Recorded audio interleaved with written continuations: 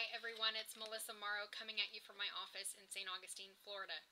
Today I'd like to talk about staging your home when you are underwater or when you owe more on the property than you're going to sell it for. This can often be a short sale, or it can be simply that you have to bring money to the closing table.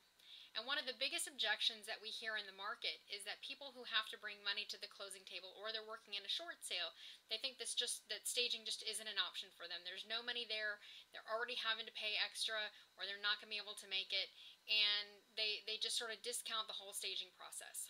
The first thing that I want everyone to understand is that staging is an investment. It is not an expense.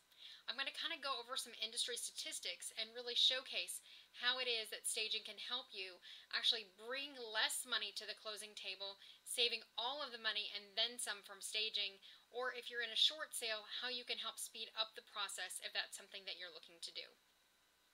So first, I think you should know that I'm going to use numbers from 2010. The market hasn't really changed that much since 2010, and actually it has improved quite a bit. So the numbers will probably be more reflective of a positive direction, not a negative direction on this. But these are the statistics that I was able to gather to keep a consistent basis. So the National Association of Realtors, NAR, says that the average home sale price in 2010 was $173,100. That is across the country, across the U.S. These are U.S. statistics.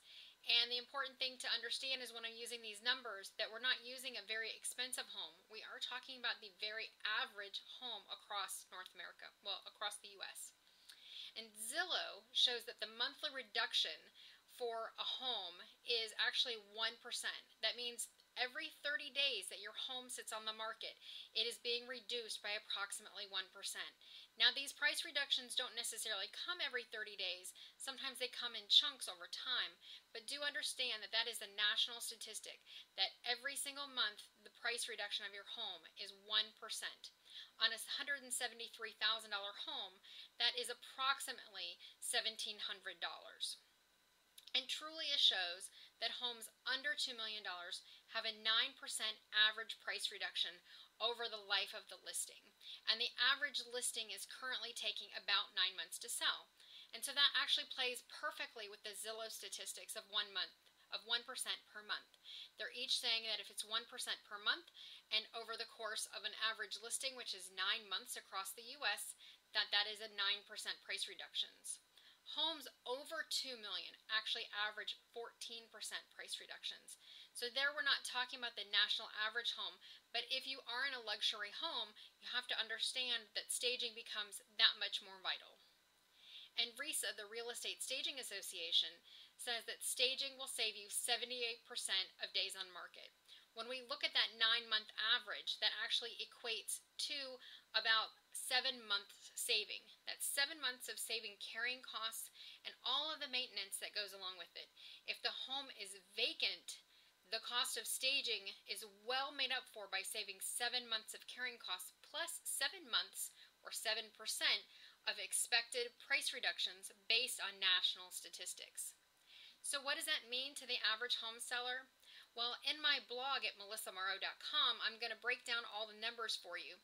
But just to give you an idea what that means for this average seller of a $173,000 home, their average price savings actually ends up being about $22,000.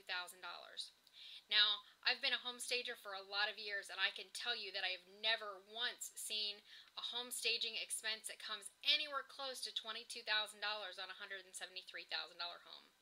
Across the U.S., the average staging cost is approximately about 0.75% up to 1.5%. And sometimes in luxury markets, we might see it tip a little bit more than that, but that usually is an extravagant expense when there's a lot of custom purchases for a custom home in those higher price points.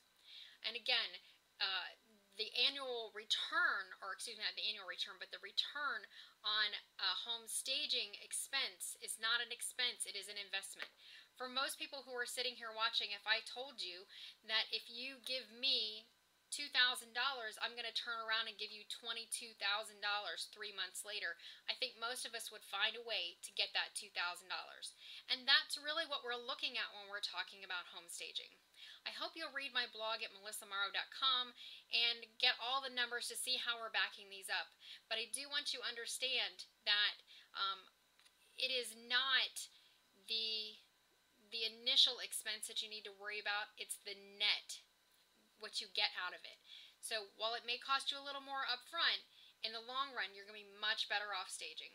So again, I hope you'll join me on my blog, and you can also look for me if you're looking for properties in the Jacksonville, St. Augustine, St. John's area at Stage List Sell, Northeast Florida. That's NEFL.com. We will see you again very soon.